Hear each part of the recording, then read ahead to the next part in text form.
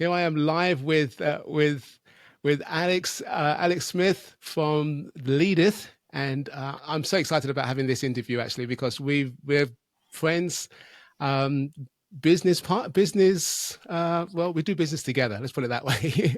But Alex is one of the people in my corner with regards to sort of my business growth, and I'm really excited to have him on this call with me. So, Alex, how are you doing? Very well. Thank you, Steve. Such a joy and a privilege to be on this podcast, on this being interviewed. Wow. Thank you so much. I always kind of appreciate every opportunity like this because there's always a bit of learning and it's a two-way thing. Mm. I'm so young. There's so much for me to learn here from experienced people like yourself, Steve, certainly who, been in the IT service sector and um, leading teams. I think you've got a wealth of wisdom there. So I'm going to hopefully come away with some gems today. Great. Well, thank you for that. Thank you for that compliment. But yeah, this is like I said, this is great. And like I said, this platform is something that I certainly enjoy, and I the real goal is the people that I get to talk to and interview in this platform. So tell my audience or tell the audience here a little bit about yourself. Intrigued about the company, but just a little bit about you. A little bit about me. Okay. I'll probably give you a quick 5 minute backstory, just put it into perspective. So, Hmm. born in Leicester at 3 years old, emigrated to Poland because my mum's Polish. So kind of grew up in Poland for a couple of years when I was a real little kid, and then we moved back to Weymouth, which is kind of about 10 miles away from me, down on the south coast in the UK. Now, my father had family in Weymouth, and he decided, right, it's time to set up a new business, and he was going to be buy a printing press. And I'm talking about a traditional lithographical printing press, single color, like a mini Heidelberg press. And he had it in his garage and started up a printing business basically from nothing. Got some contracts with the local council, the authorities. So they were ordering kind of no carbon required NCR stationery and stuff. And he kind of scaled up a business really from home and was providing for three young boys and family. So, kind of my business background kind of grew really from watching my dad do it and Mm. seeing how he operated in business and stuff. Um, Fast forward, obviously, I went to school, did a few GCSEs. I did kind of A levels in computing and also media studies because I was quite interested in media. Mm. A few little hobbies that I had on the side as well, but very entrepreneurial. As I grew up, I would be the one out there cutting the neighbour's lawn. I'll be the one selling mobile phone unlock codes on eBay and things like that when that was a thing. So yeah, always kind of saw the potential in terms of creating revenue from very little. And all the businesses that I've kind of been involved with and started have been from absolutely nothing, no huge big capital investment from or savings pots or anything like that. It's literally start from the ground running, zero, and off we go. And some of them have been really, really successful. So there's a bit of my background in printing, came away from that 10 years ago, moved into more digital marketing, social media, and creating websites for people. And then for the last kind of 4 years, I guess now, since COVID really, been focusing on lead generation and partnering with a bit of software that kind of automates that whole process for you in terms of reaching out, building relationships on LinkedIn. So that's kind of where I'm at the moment. Yeah. That's amazing, and thank you for the backstory because I never knew that, and actually that entrepreneurial journey from a young kid really does. As you're saying it, it said, "Oh yeah, now it makes sense," and now I know that's why Alex is the way he is. Uh, but it's interesting that you had the drive. Well, your father kind of instilled that in you. You saw it in him building something from nothing, and um, that's interesting because it does play into the psychology of being able to build something from very little. A lot of people, I think, nowadays think that you have to have a lot of things in order to build anything these days. But that's very cool. So I think that kind of ties into just, I guess, the kind of person that you are. I mean, you mentioned Leadeth and that business, and where, what was the driver for the lead generation space, and what's your sort of passion around that kind of work? Yeah, so I guess it came around because I was doing a bit of sales work on the side. It was a commission only role for a national membership organization. And I had a region that I had to work, and that was the kind of rural Dorset. The opportunity was very small. So I had a smaller number of new members that I had to bring into the organization. Um, COVID came, and obviously, I was my go to was 2 days a week. I'd be out the door, knocking on small businesses at industrial estates and places like that, doing up phone calls, doing a bit of telesales, trying to get appointments and all of that. And obviously, when COVID came, that was no longer a possibility. And there was probably about 90 other people like me, all covering different regions for the same organization. And it was commission only. You had to bring in that minimum to then take you up into the higher band, which made it worthwhile. Most of the people were doing this as a bit of a side hustle. It was never their full-time income, unless you were in the top 10, and then you were hitting consistent numbers, and it could be a full-time job for you. For me, it was kind of like an opportunity for me to grow in sales in that skill set. So I saw it as a kind of growth and a challenge thing for me just to learn a new skill set. But obviously, when COVID came, people were struggling to get the numbers, struggling to get the meetings. So I thought there's got to be a smarter solution out there that will help me to connect with small business owners. And the platform for that was LinkedIn. With 700 million billion profiles on there, it's an amazing network where you can tap right into that audience. So I evaluated lots of different software tools on the market that would allow me to do that. Played around with a few of them. Some of them were plugins, some of them were cloud-based tools. And then I guess other guys in the organization could see this and see I was hitting the numbers where they were all struggling with no sales for a couple of months. So probably around about 20 of them came to me and said, "Hey, Alex, could we work together? I'd love to get you to do this for me." And for me, it was quite simple. It was copy and paste what I was already doing for myself. So suddenly I had 20 clients within the same organization, all drawing in leads for their different regions, the areas that they operated, and it worked really effectively. The highlight had to be, I was using it for a networking event that I was just starting, and we got, I think it was well over 30 bums on seats on the first launch of that networking event, all as a result of LinkedIn lead generation campaigns, reaching out to people, building connections, and then inviting them to an event. And fortunately, a lot of people showed up. That was just before COVID that happened. So yeah, it's a powerful system and a powerful tool. And and I just love encouraging and supporting small businesses. It's very much at the root of what I do. Most of my clients are small business owners. So yeah, just love working with small businesses. Mm. And that sort of feeds into your love of community. I know you're a man of faith, Yeah. and I know you've got a background in serving as a special constable. Is that right? Yeah. So I did.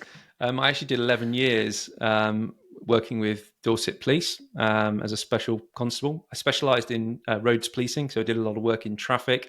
Also led a team of volunteers based out of a local station.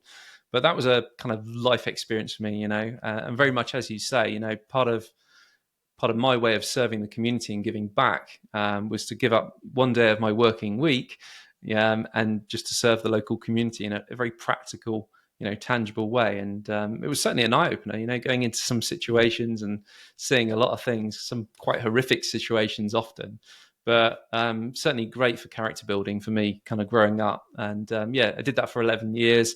And then I realized, family need me now. So taking a pause. I might go back to it one day. You never know. But yeah, I love volunteering. So I'm currently a volunteer with something called Digital Boost now, which is a way that you can mentor people who don't have a specific skill.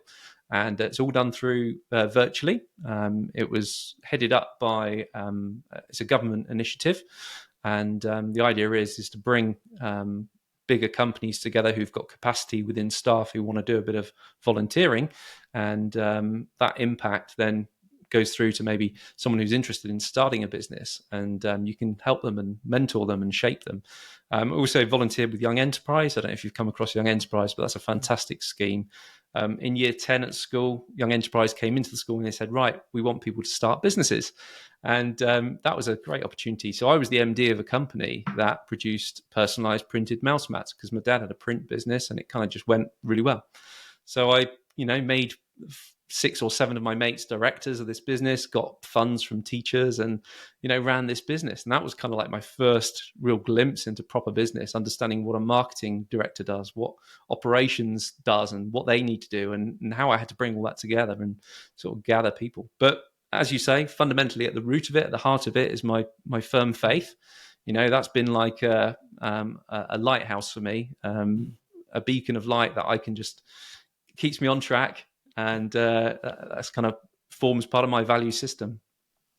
That's powerful, and that's interesting being exposed to entrepreneurship that young, and all of the things sort of coming together that make up who you are today, and how you conduct your life, how you conduct your business, having the lighthouse of faith, and the practicalities. I can definitely resonate with the need nowadays to have something tangible and practical in your work experience or your life experience, because we spend a lot of time doing things virtually and digitally.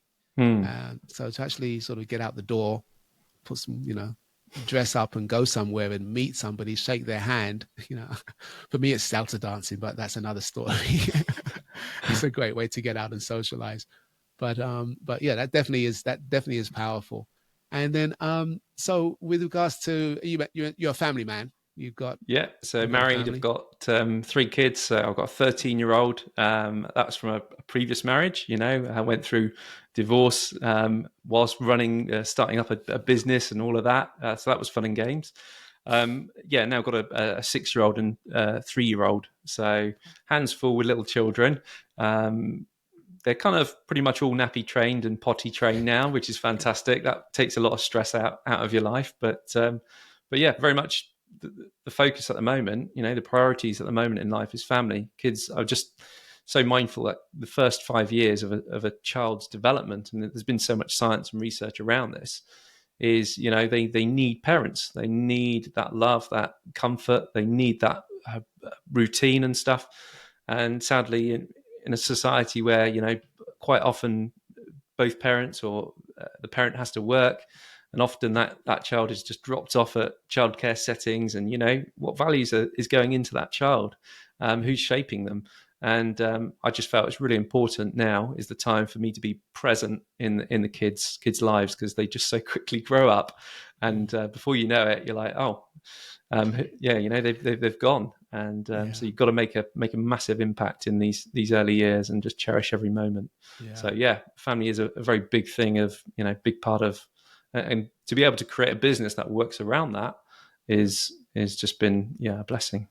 Well, what are some of the qualities of a leader, in terms of being, or what do you think are important qualities of a leader, in order to sort of lead themselves, their enterprise, their business or activity, and their family, So I whether mean, it's intimate family or for community? me, I would say that servant attitude is pretty key. I'm a big fan of servant-led leadership. I wouldn't ask someone else to do it, if I wasn't prepared to do it myself. I think the greatest example we have in the Bible is, Jesus, how he lived, and you read about the parables and just everything. It just stems about washing people's feet and all of that. It's that servant mentality. So if there's an event on or whatever, I was up in London, I was the person that was speaking arrived really late. There was about half an hour late. So for me, it was like, right, how can I serve in this situation and welcome people? And and that's the idea, is how can I serve? So I was laying tablecloths and supporting the venue and moving tables around and being as servant hearted as I can. And I think for me, that's what gives me joy and fulfillment. So yeah, probably that's one of the most important qualities that I see in terms of leadership. Obviously, listening, is a one very important skill. I'm hopeless at it. I'm really useless at it. My wife will tell you that. I can't maintain that attention, that one-to-one attention with people, and I really struggle. I'll drift, and my brain's not in it. I'm thinking about other things. So for me, that skill set of listening, just stopping, maintaining the eye contact, and repeating what someone said back to you, that's a daily struggle for me. That I have to keep thinking, right, I need to be listening here. I need to be present. So I guess those are a couple of skills that I would say in terms of leadership. Yeah. Yeah, that's a good one, and it's great to hear your humility about the challenges of listening, because sometimes people just think it's a matter of being quiet. It does take work, and yeah, I think that's definitely a skill that we can all improve in, and we can all get the benefits of improving in it. And I love your reference to servant leadership, because that definitely resonates with both of us. And I see in you, in terms of how we conduct our meetings, our accountability calls, and just the connections that we have, and being one that serves others, but also serves themselves. It's one thing being altruistic and being outward focused, but it shouldn't come at the cost of your own well-being. And on that point, how do you look after yourself? Yeah, so I do enjoy running from time to time. I do the odd park run. My regular kind of well-being stuff is I do badminton as well. So I get my kind of physical dose for the week. I'm mindful I'm putting on a bit of weight. Normally, it's always hard after Christmas, isn't it? And holidays and things. And, we just had Easter and there's still loads of chocolate around the house. That's my little weakness. But yeah, I think having those times of just being able to get away on your own is super helpful, and just reflect. For me, it might be meditating on a very short one verse bit of scripture. That's enough for me. I'm not a huge reader. I struggle to kind of read novels and books, and it's got to be really simple for me. I'm not a brain box. I didn't attend university. I didn't do anything like that. So for me, it's kind of just meeting God and just saying, "Hey, God, what do you want? What do you want me to know about today?" And just listening to Him and seeing where He wants to guide me. But yeah. I mean, often, there's a huge thing. Mental health is just like, it obviously existed years ago, but certainly as a kid growing up, you never really heard about it too much. Certainly in my generation, but I kind of put it down to a lack of spiritual. I think if we nurture our spiritual mental health, or our spiritual health, you could call it, I think that is the answer, and I think we'll see a decline in mental health issues and problems if people go down the spiritual route. And I think I've seen it. I've seen lives transformed, which is quite beautiful to see. I 100% agree with that sentiment, in terms of acknowledging the importance of spiritual health. And it's interesting because some of my guests on this platform and in the Facebook group come at their expertise or their skills from various angles. The managers who lead is not just for managers in a corporate setting and leaders in a management corporate setting.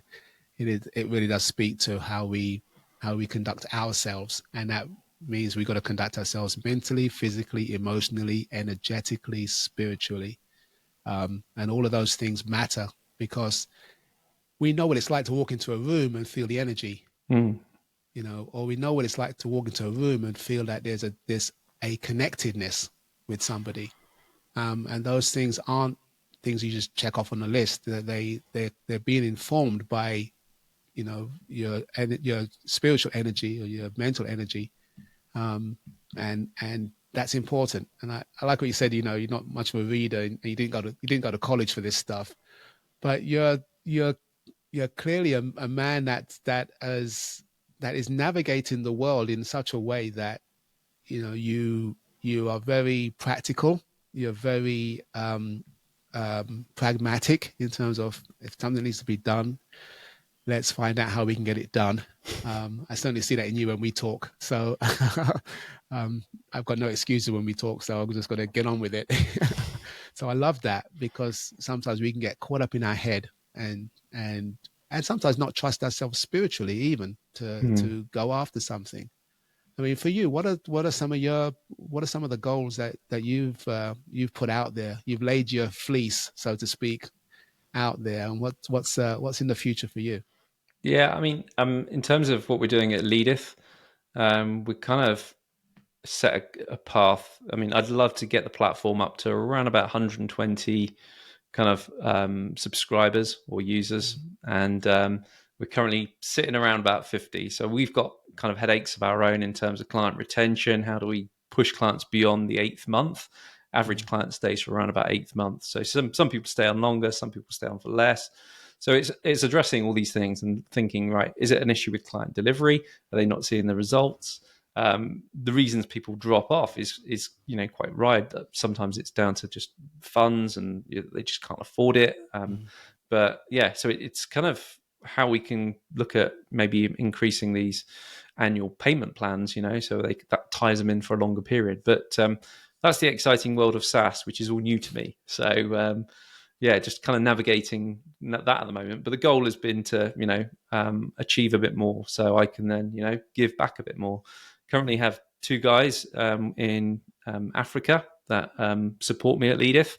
So Bush, who's based in Kenya, so he does a lot of my sales calls and with prospects who are new to Leadeth and need a demo. Fantastic guy. He's a man of faith as well. So really feel God's blessed me to support him and help him. And my, the commission he earns is not huge, but it's an industry average, and he appreciates it, and I support him and send him the odd funds up front and stuff, and he really appreciates that, and that goes a long way for him. It supports him. Victor as well. I mean, he's my kind of VA. I've been working with him for over a year now. He's based in Nigeria. And Victor's got an amazing testimony and story how he was traveling to the capital of Nigeria, and he was actually attacked with a machete.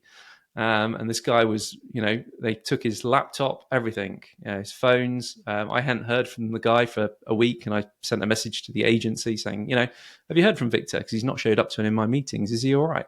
And it turns out that a pastor had got in touch with him, and it found out that, he was literally held by a machete to the head and had to go to hospital, was slightly injured, but I think he's had stitches now. So he's all recovered from that now. So, what a blessing to just send him a small amount of money to help him out and buy him a new laptop. I mean, that's what a privilege to be in a position where I can give like that and support someone else and help them in their journey. So I think there's been lots of kind of little instances like that. So I'd love to do more of that sort of impact. I think that's got to be a goal. If I can, have a little budget where I can just, profit wise, we kind of don't make a profit. We're just operating as is at the moment. But if I can start to build up a profit that goes into more projects and supporting more people, and even if it's just helping the guys that are supporting me, then I think that's a positive. If it's making an impact in someone else's life, I'm happy. Yeah. What a vision. Oh my goodness. How do you put that down into a vision statement? I don't know. But it's not what people would see in terms of Leadeth and thinking, right, I'm going to buy into this brand because X, Y, Z.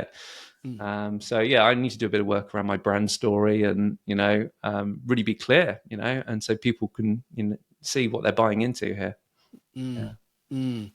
And I hope this, in some way, that this discussion, this chat interview, can really raise that awareness, because sometimes we don't always look beneath the surface. You see a bill come in from a service provider, and you pay it, or you struggle, you scramble the funds to make it happen, and not really knowing what the backstory is behind any of the services that you provide.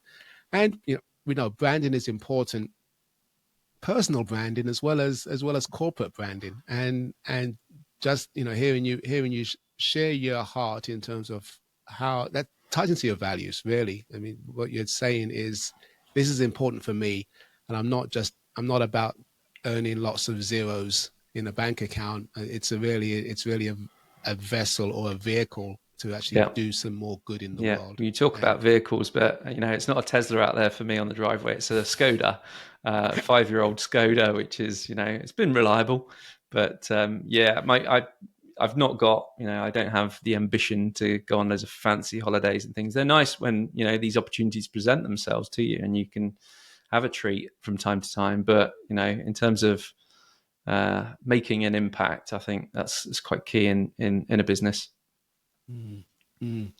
And the phrase comes to mind. You grow where you're planted. A lot of your activities are in and around the Dorset area. That's where you live. That's the community that you're a part of. That's the community that you resonate and you endear yourself and your family to. And then at the same time, the technology, the digital landscape allows us to have impact globally. Mm, He says you've got two team members that are in different parts of Africa. So yeah. we have the ability through technology to really have a global impact, even as we grow where we're planted. And I think that's you're a great testimony to that, Alex. I mean, it's you know. In a little bit of our backstory, we're both involved in a marketing program, and I was called to find an accountability buddy. And I don't know what it was. Maybe you'd commented on something that I'd recently posted in the school group, and I thought, oh, let me reach out. Let me reach out to this guy. And it was really quick. I mean, Hmm. I got a bit of your backstory.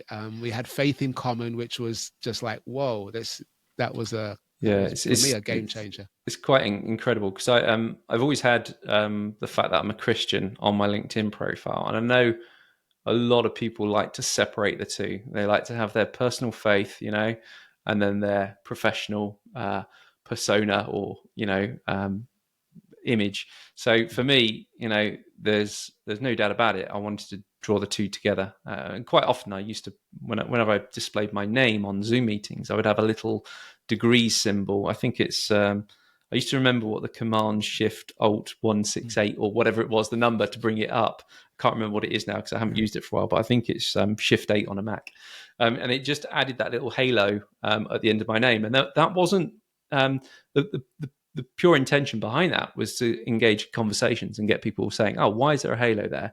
And then for me to take that step of faith and be bold to say, "Hey, it's there because I believe in a God who loves you, and He sent His Son Jesus to, who died on the cross so we can have a relationship with God." And if I can get that across, I probably won't get it across like that. It's more, being called to love people, and that's part of my faith. That's why how I kind of explain it. But ultimately, it was a conversation starter. So yeah, life's good. Yeah, I feel blessed to meet you as well, Steve. Yeah. I think it probably might have been the LinkedIn profile that may have piqued your interest, possibly. But I think more and more kind of believers should get themselves out there. It adds a differentiator onto what you do for sure. Yeah, it's part of the transparency, vulnerability, authenticity journey. And I found out for myself is that these are not sort of things that these are not techniques or tactics that you employ because you want some sort of outcome by being that way. It's just in some ways it's easier to live. It's easier to live that truth than it is to cultivate Mm, this false persona, because that takes a lot of work, a lot of psychic mental energy. You're so invested in what people are thinking of you that you think yeah, less of yourself. Um, and you're not feeding into yourself because you're pouring yourself out into others that one don't know you and don't care. And it's really a bit of a loss. So taking the pause and recognizing what's real.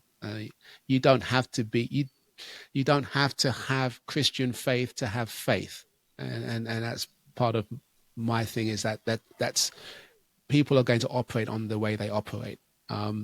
But my value in that statement is that you must be in a position where you are wholesome enough to have a dialogue with somebody.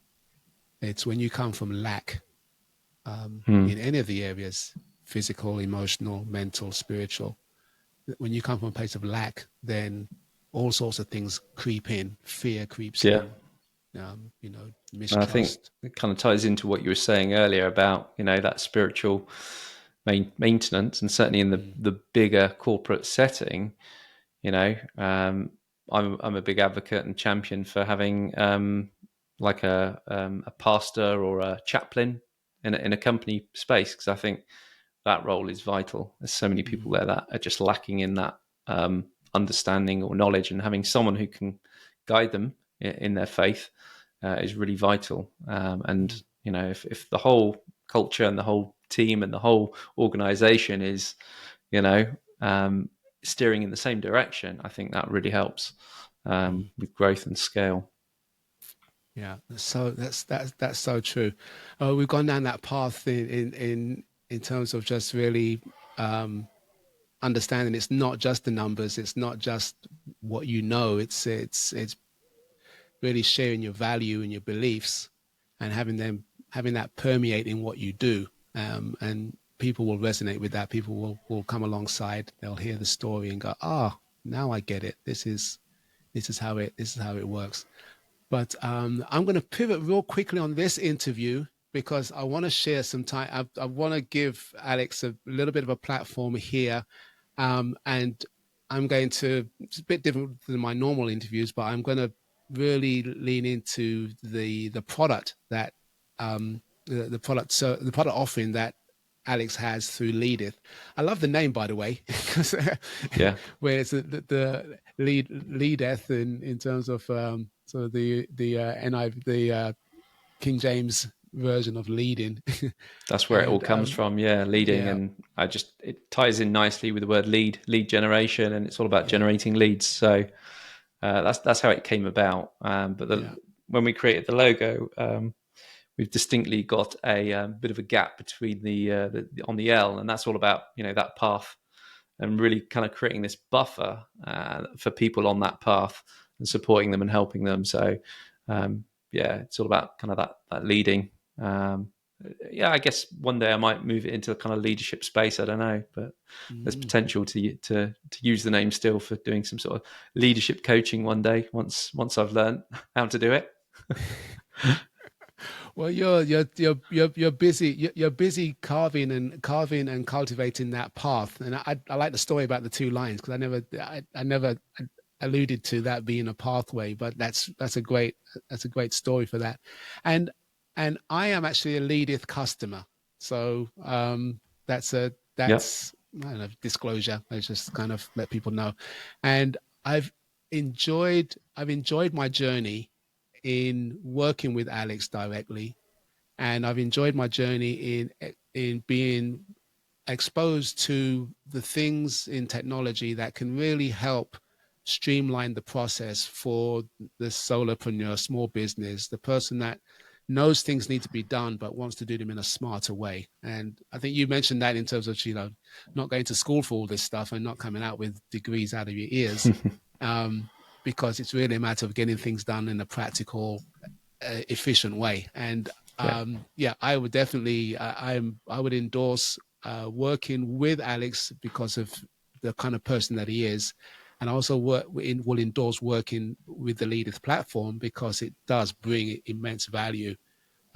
So, I mean, what would be what's your elevator pitch, if you like, Um, for getting people interested Sure, in sure. Leadeth? So, I mean, in terms of that, what that journey looks like, there's I've strung it out to six different steps. So, step one is all about helping you understand your target market and find those prospects. And we leverage LinkedIn to kind of find your audience, find the people that you need to be connected to. Step two is all about aligning your personal LinkedIn profile to that audience. So when that audience that we've identified in step one come across to your LinkedIn profile straight away, they know what you're about. It's clear as mud. They know exactly how you can help them, the problems that you can solve. And when there's clarity there, that's going to really help you to kind of transition people to the next step. And then step three in the model is all about creating these campaigns. And a campaign might typically look like this.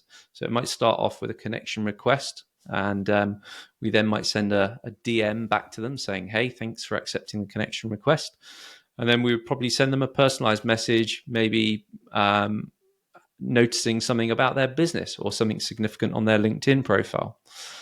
We then move the conversation into kind of an email, a warm email, and then we follow up with 2 more DMs. And we kind of have pauses. It's not instant. There's natural gaps. We make it as kind of human as possible. So that's the kind of outreach strategy. Step 4 is all about creating kind of cold email and warm email marketing campaigns. So we've got a system that works really well with LinkedIn, but you need an omni-channel in this day and age. You can't just be in one platform, because there's a potential you're losing out half of your business or prospects where they're not on that platform. So we have email. We can also tap into SMS and schedule manual phone call stages to kind of phone people up. A phone call stage is really vital. And then the 5th step is all about content. So having a bit of a content schedule where you're constantly putting fresh content out there on the platform, things like customer reviews, testimonials, things that are going to help people to kind of show you that, that you care, so they can start to like you and trust you and just build up that confidence in terms of doing business with you. And then the final step is all about the automation piece, having a system to capture all this data and nurture those contacts, having, a calendar so you can capture moments with these people and have meetings with them, and have automated reminders, text messages going out to them, emails going out to them, reminding them of the meetings and stuff, and having a whole follow-up process on the back of that. So that whole kind of system comes together in terms of a done with you service, where I kind of show you how to do it, give you a software tool that's going to help you kind of speed up the whole process. So yeah, that's kind of Leadith in a nutshell. It's kind of a bit of a longer elevated pitch, but that's what we're doing at Leadith. Yeah, and it's delivered through group coaching. We've got a training video courses that you can access, and then dropping with clients 3 days a week. We do the drop-in sessions. So yeah. That's great. It's a long elevator, but it's a good one. We got to the we got to the top of a skyscraper. But no, that's great because again, it's an interesting shift. I've not had a guest really go into their offering in the way you just did. And this is kudos to Alex and the fact that we work together. I wanted to extend that grace to him. To share that, because it's coming from a place of just making sure that you can get what you want done in an efficient way, in a way that kind of supports your goals. Predominantly on Leadith, but even just the process that he went through is not unique to LinkedIn. I said not Leadith, a LinkedIn platform. It's not unique to LinkedIn. We're here. I'm going live with Facebook. There are similar processes and milestones that can apply to other platforms. The takeaway for me is whatever you do in your space, whoever you work with in your space, it is worth taking the time and effort and energy to ensure that you're well aligned, I think. And I think that's really one of the things that really trumps a lot of the technology. If you've got a smart person with a smart bit of tech, but they are difficult to work with, they're a pain to get your point across, they don't listen to you, they don't understand you, they're riding roughshod over you, then that's not really going to be a situation that's going to support you. It may benefit them, but it won't support you. So I hope people are hearing that, giving Alex that platform to sort of just share that. Alex, thank you so much for your time, for the backstory of your dad starting the printing business. I love that. And just in terms of the way you value servant leadership, I think there's some major takeaways in this chat that we've had. Uh, the fact that you're willing to be vulnerable, you're willing to be transparent, and you're growing where you're planted, and you've got a global vision, and you're doing great things in your space, and looking after your family. I mean, it doesn't get better than that. Where can people find you? Yeah, It's so probably the obvious. website is leadeth.io, leadeth.io. Yeah, a heck of a lot going on. So we've got masterclass series, which is my weekly, place where you can learn for free. So everything we spoke about, we kind of break that down into bite-sized sessions. We've also got a free school community. So that's mainly for entrepreneurs, business coaches, consultants who are looking to maybe scale what they're doing or learn more. So yeah, within the community, there's a discussion forum. We've got various sessions with guest speakers, and a video course that you can work through for free there as well. So yeah, lots of stuff out there. Yeah, sadly, you won't be able to connect with me on LinkedIn because you do need to know my email address, but I'll give it to you anyway. It's alex@leadeth.io, and that will let you connect to me. I'm just very choosy about who I get connected to at the moment on LinkedIn. So yeah, it's just how the profile's set up. That's great. That's great. Again, thank you so much for your time, energy, effort, and it's always a pleasure, man, talking to good people. So thanks again. You're welcome. It's been a privilege, and yeah, thanks very much, Steve, for this opportunity. Cheers. Awesome.